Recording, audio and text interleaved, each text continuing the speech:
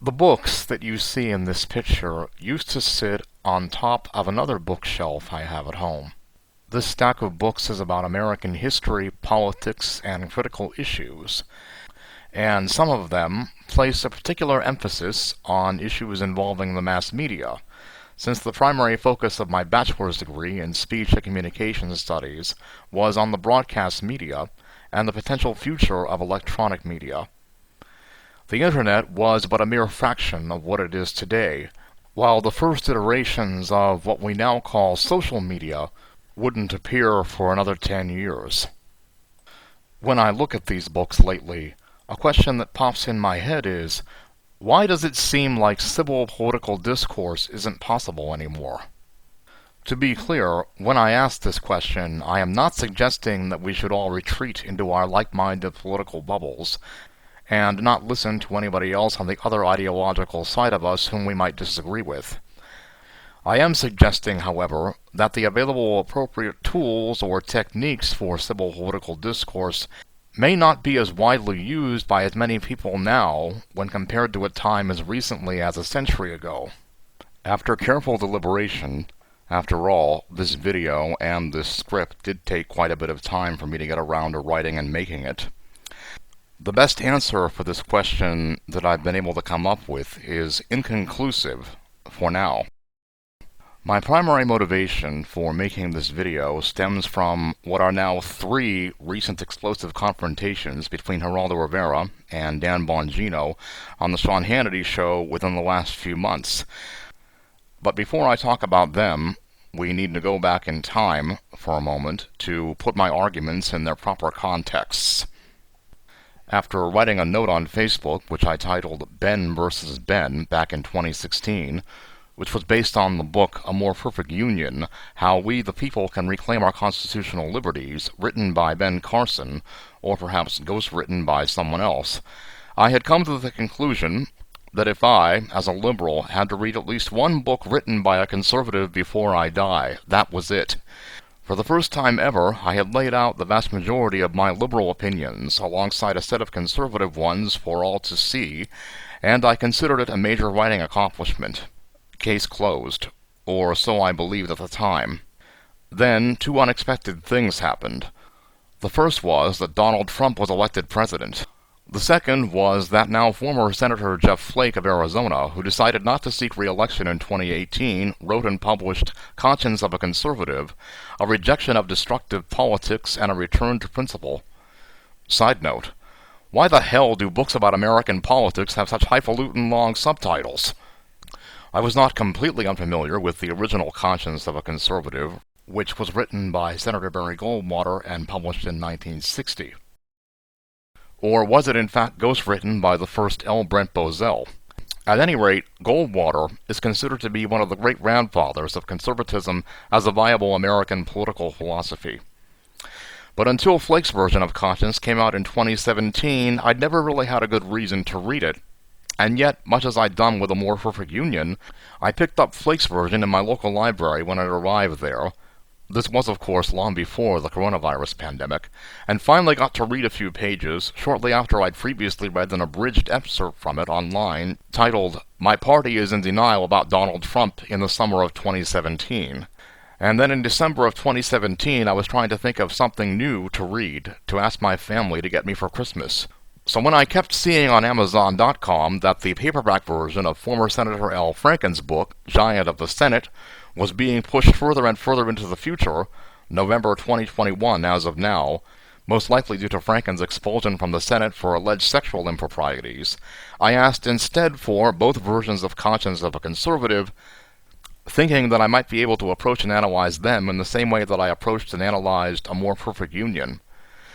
But when I actually unwrapped both versions of Conscience on Christmas morning and tried to begin at the beginning with reading Goldwater's book, I realized almost immediately that this task might be a little more monumental than I had previously thought, especially when I have to keep in mind most of the time that the United States of 2021 is not quite the same country that it was in the 1950s going into the 1960s when Goldwater was writing. After another month of skimming both books and trying to decide what points I would cite in particular and what I wanted to talk about in general by writing a new Facebook note, I started to think that comparing the philosophies of Barry Goldwater and Jeff Flake to my own, or deciding how much I agree or disagree with them, as I did with Ben Carson, was not so important. What seemed to be more important to me at the time was getting a sense of the foundations upon which they're writing, figuring out where they're coming from, if you will, and trying to arrive at reasonable conclusions from there. The Facebook note that would have resulted from these analyses of both versions of conscience was to have been called Ben, Barry, and Jeff. It might still not be a bad idea, and it's possible that I'll still write it someday. But then again, it's also possible that I didn't think of how many things can change in a few short years, most notably the changes in the state of political discourse. Goldwater seems to acknowledge the difficulties in trying to sort out all of these various philosophies and ideologies himself when he writes, quote, "Surely the first obligation of a political thinker is to understand the nature of man," unquote. Perhaps that was what compelled me to try to read Goldwater in the first place. On a perceptibly higher level than Flake, Goldwater's views on human nature seem to serve as a cornerstone of his philosophy. Goldwater says, quote, "The root difference between the conservatives and the liberals of today," meaning up to 1960, "is that conservatives take account of the whole man, while liberals tend to look only at the material side of man's nature. The conservative believes that man is in part an economic, an animal creature, but that he is also a spiritual creature with spiritual needs and spiritual desires.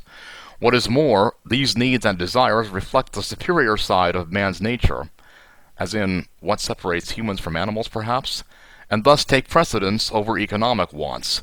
Conservatism, therefore, looks upon the enhancement of man's spiritual nature as the primary concern of political philosophy. Liberals, on the other hand, in the name of concern for human beings, regard the satisfaction of economic wants as the dominant mission of society. They are, moreover, in a hurry, so that their characteristic approach is to harness the society's political and economic forces into a collective effort to compel progress. In this approach, I believe they fight against nature," unquote. To me, reading this passage now, it sounds like an oversimplification of what liberals actually believe. But then, the constant juxtaposition and repetition in modern times of such phrases as liberal media, liberal bias, liberal agenda, politically correct liberals, among others, such as secular progressives, by conservatives, leads me to theorize that in today's America, true, genuine, honest-to-goodness liberal opinion is constantly on the defensive, struggling to form and reform its own identity within an already predetermined framework and parameters laid down by conservatives before any kind of real discourse or debate starts. Indeed, the very word liberal itself seems to have become so stigmatized and pejorative enough over the years that some have chosen to abandon it entirely and replace it with the politically correct word progressive. I choose not to do so, because for me personally, progressive does not adequately encompass what I believe to be true about life and politics in the same way that liberal does.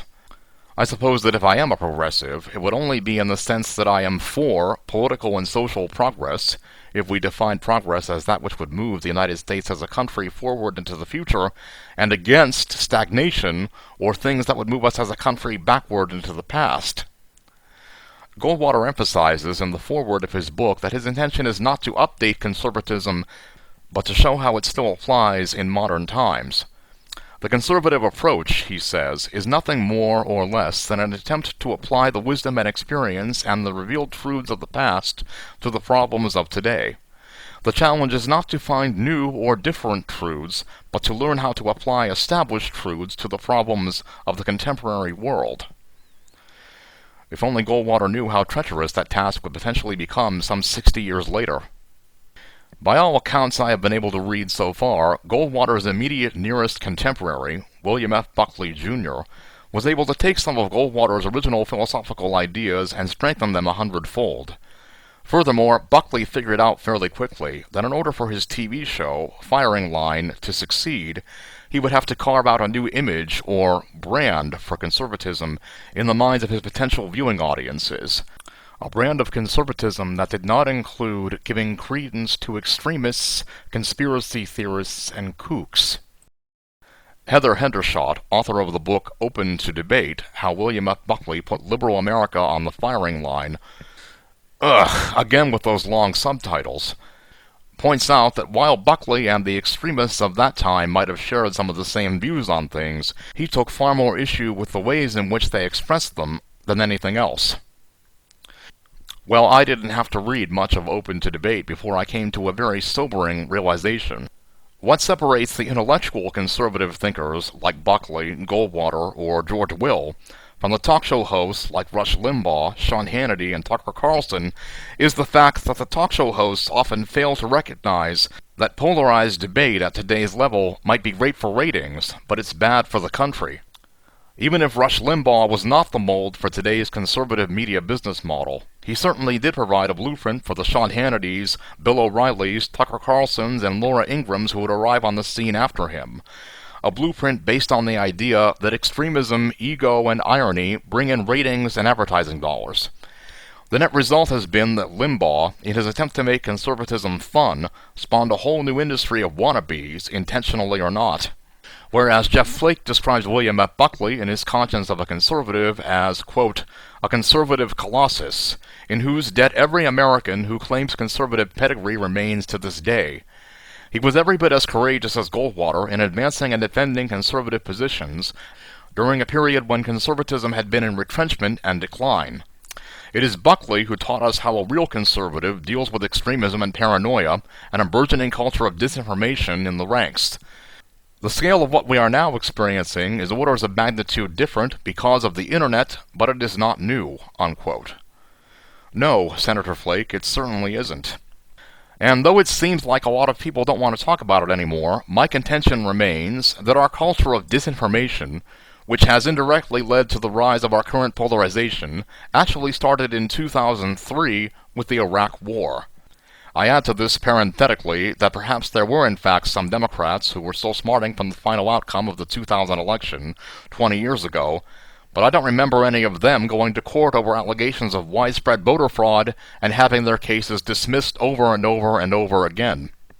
Next month, Americans will mark the 20th anniversary of 9/11 with yet another round of memorializing memes and pledges to never forget. A gesture which now seems sadly ironic when one considers that the Iraq War, which was justified by 9/11, is hardly ever mentioned anymore as a possible reason whenever the question of what caused our current polarization is debated. After all, this was a time when people who supported George W. Bush's plans for Iraq, who were usually conservatives, were calling people who didn't support the war, who were usually liberals, unpatriotic and un-American. And this was happening a mere year and a half to 2 years after United We Stand and We Are All Americans. The band that used to be known as the Dixie Chicks became one of the more notorious examples when they were blacklisted for saying how ashamed they were that then-President Bush was from Texas. It was the first example of real political polarization I had ever seen in my life, and I slowly came to resent what appears to be conservatism's stranglehold on patriotism.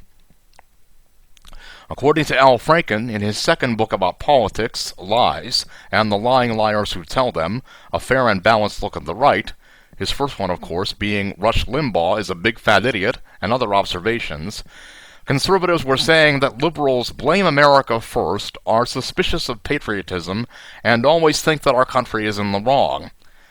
He countered this by arguing that, contrary to popular conservative belief, quote, we liberals want America to do the right thing. We know America is the hope of the world, and we love it and want it to do well. We also want it to do good. When liberals look back on history, we see things that we're very proud of, and we also see some things which might have seemed like good ideas at the time, but turned out to be mistakes. And some things we did, well, they were just bad. But that doesn't keep us from loving our country. It's part of loving our country. It's called honesty. What do you think is more important in a relationship, honesty or lies, unquote? A lot of today's conservatives are calling this cancel culture, but the rather sad reality is that Republicans cannot call their party a big tent party or a party that embraces differing points of view and expect liberals to take them seriously when Republicans are also eating their own, like Liz Cheney or Cindy McCain or Adam Kinzinger or Mitt Romney, for getting off the Trump train. As far as I can tell, it took until 2014 for even one conservative public figure to make a reasonable attempt at an apology for such appalling behavior. When Glenn Beck, of all sorts, finally admitted that, quote, liberals, you were right about Iraq, unquote, I remember thinking that it might take about 1 million or so liberals you were right about Iraqs to make up for just one why do you hate America. So that's my working theory on why Americans have become polarized. Another possibility has to do with the biases, both real and imagined, of the media. Conventional wisdom among conservatives says that the mainstream media is liberal and biased against them. Well, I've been studying the media, both print and electronic, since before I went to college, and I have to admit that in all of the years since, I've seen lots of interesting, strange, hilarious, thrilling, and downright scary stuff. But I've never seen anything to make me believe that there is one all-powerful liberal media elite controlling everything that gets into the media and blaring liberal bias into the news, and especially not since the Fox News Channel, Newsmax, the One America News Network, CRTV, and America's Voice, neither of which anyone truly paying attention would call liberal, are allowed to exist in the same TV universe as so-called liberal CNN and MSNBC. Al Franken begins Lies and the Lying Liars Who Tell Them by acknowledging that the mainstream media does in fact have biases, but also suggests that some of those biases have a lot less to do with political partisanship and a lot more to do with filling market niches and turning out a profit. This is why we often see a bias toward the sensational, involving scandal and hopefully sex or violence or please, please, please, both, he writes on the very first page. My other favorite media biases that he writes about are the get it first bias, the easy and cheap to cover bias, and the don't offend the conglomerate that owns us bias, which I think we can all agree that most major media organizations are guilty of to some extent. And by the way, isn't it about time we tried to come up with a new term for the mainstream media? It should be pretty obvious to everyone that so many things about today's media that weren't in the mainstream during Rush Limbaugh's glory days are in the mainstream now. So, when it comes to political discourse in these types of media environments, we appear to be left with very few good alternatives. It has been said that good debaters can win either side of a debate.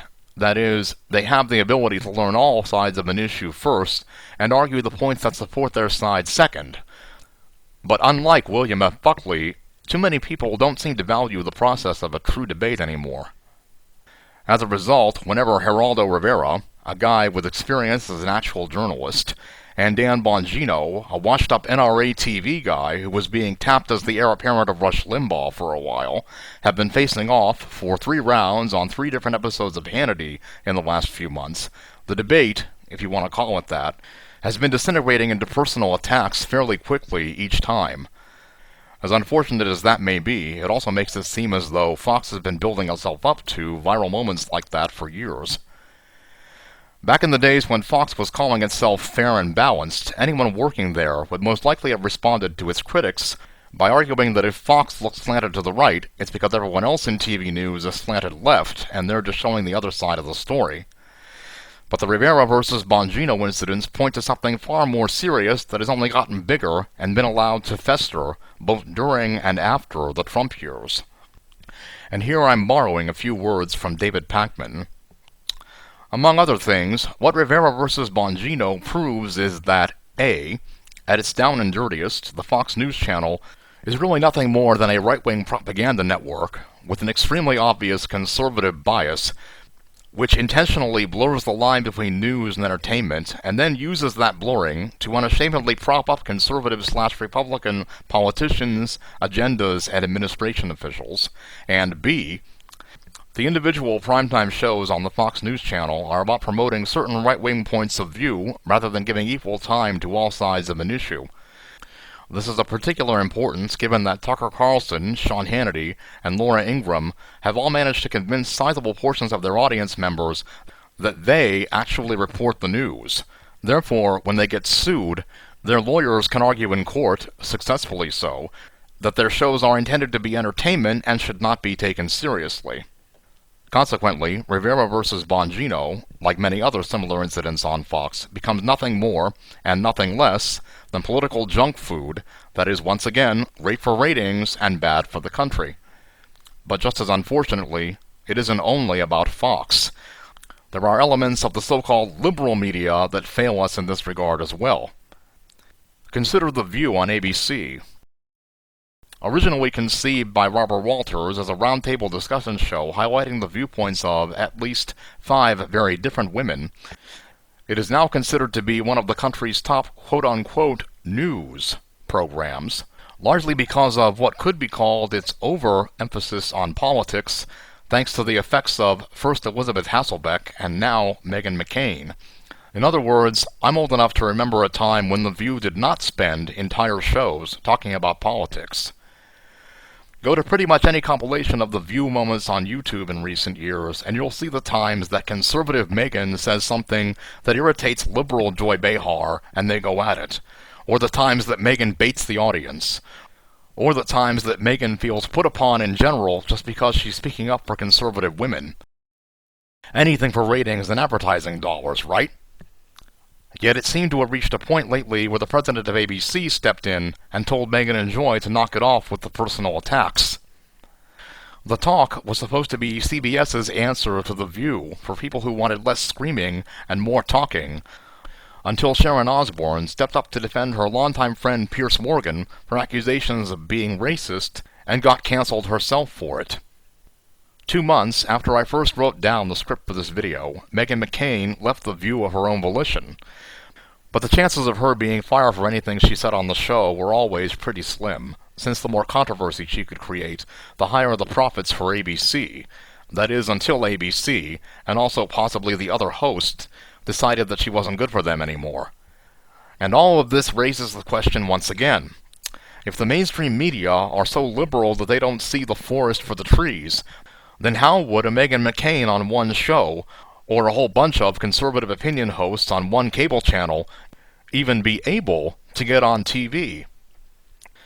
After a discussion of traditional media such as this, the next logical step on the timeline would be a discussion of newer forms of media, in particular social media.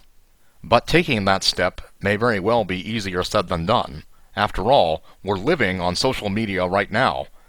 When I say we in this case, I could be talking about my viewers in particular, or about society in general. There's no denying that we have all felt the many and varied effects of social media on our lives in the last 15 to 20 years, whether we like it or not. I could make an entirely different video just about that, and it would take me about as long as it did to make this one, if not longer.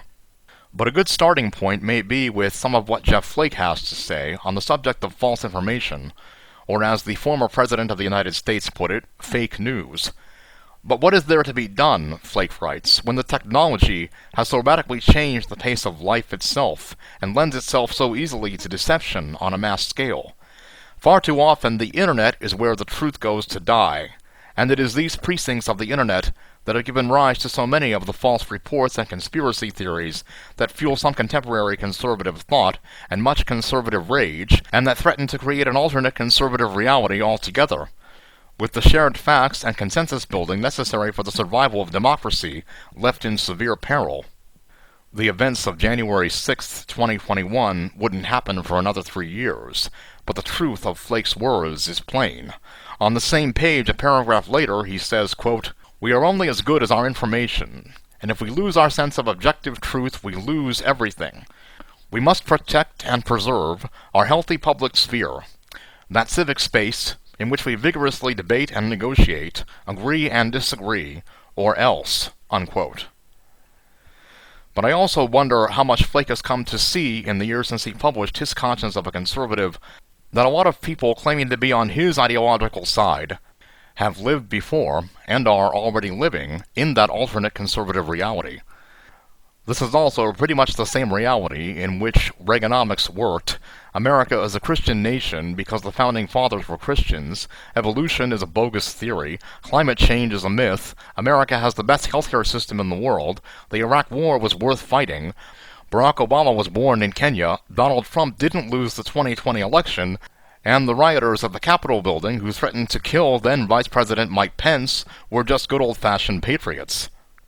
Organizations like Alcoholics Anonymous have drilled it into our brains that the first step in solving a problem is admitting that we have a problem, even if it's not alcohol addiction. But just how willing are conservatives and liberals to admit that there's a problem. It seems to depend on who you ask. Thomas Frank, the author of What's the Matter with Kansas? How Conservatives Won the Heart of America, a book that may well be over 15 years old now, but still has a lot of salient points in it, writes that, according to conservatives, quote, "Our culture is the way it is simply because liberals have made it so, and this is the logical terminus of backlash, read modern conservative, reasoning.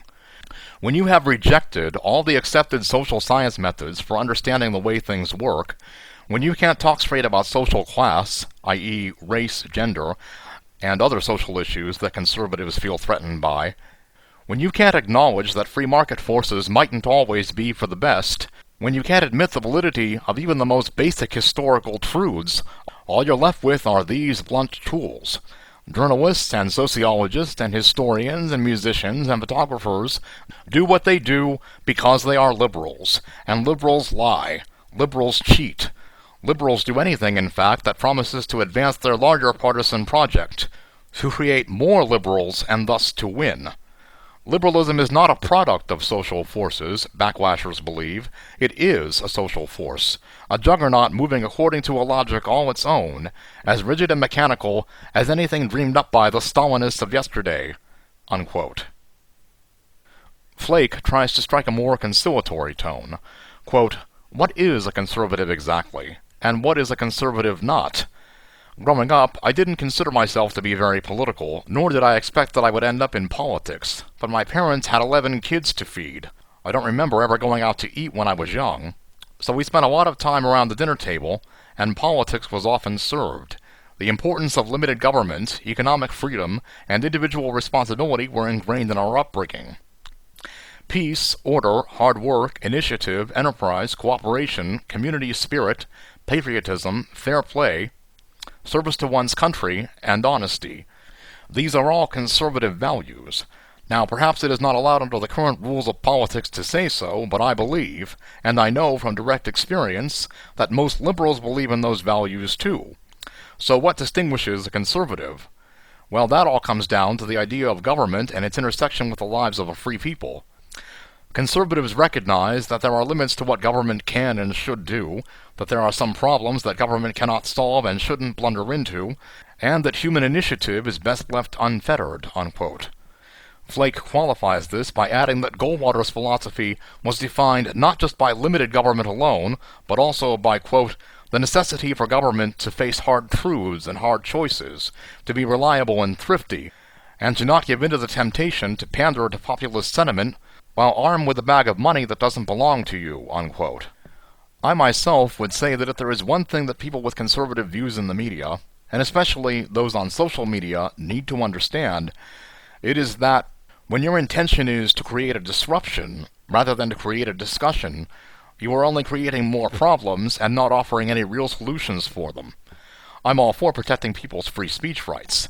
At the same time, a lot of this talk we're hearing about cancel culture is really coming from the people who don't know the difference between the First Amendment and a Terms of Service agreement and can't get it to stick in their heads that there are right ways to do free speech and there are wrong ways to do free speech. But I think that one of the best answers to the question of what to do about misinformation, disinformation, errors, and outright lies on social media comes from John Henry, whose posts I have read quite often in the time that I've been on Facebook.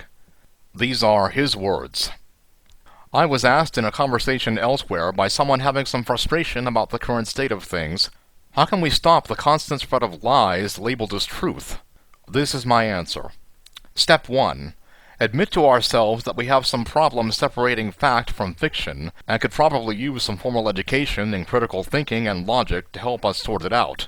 This is way tougher than it sounds, not because the work is particularly taxing, although it's not easy, but because one thing humans suck at probably more than anything else is admitting we're wrong about something. And this is a process of genuinely considering that you may be wrong about everything.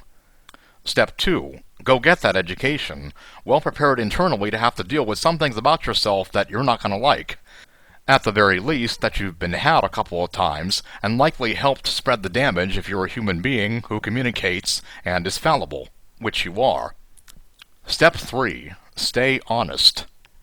I remember when I went to college at 40, and in one of my foundation comm classes, a really great professor hit me with the unavoidable truth that we are defined as people primarily by other people's perception of us, rather than by the way we prefer to be perceived. I bought in hard to that whole rugged individualism bit at a young age, very nonconformist and reject the mainstream, but here I was at 40 realizing that, as a man once said, despite all my rage, I'm still just a rat in a cage. It pissed me off and hurt my feelings.